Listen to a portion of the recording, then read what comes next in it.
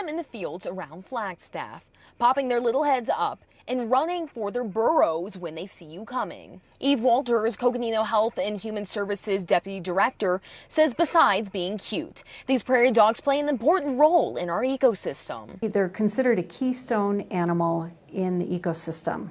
So they're a food source for many other animals. Their burrows actually are used by other animals as homes. However, Walters says they are also indicator species for disease. Kind of like the canary in the coal mine, when we see a die-off of prairie dogs, it tells us that something else is going on, and usually that something is indicative of plague. Their team monitors colony activity for signs of die-offs from disease.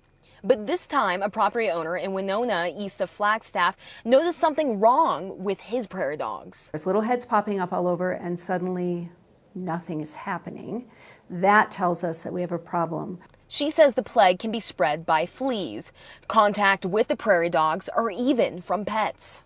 Pets can be bitten by infected fleas. They get infected, they bring it home. If not treated, the plague can be deadly.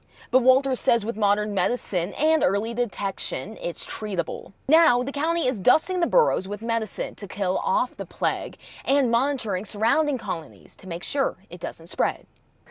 It's more about having awareness than it is about having fear around those things. The more that people can educate themselves, the better off we are. Reporting in Flagstaff, Mason Carroll for Arizona's Family.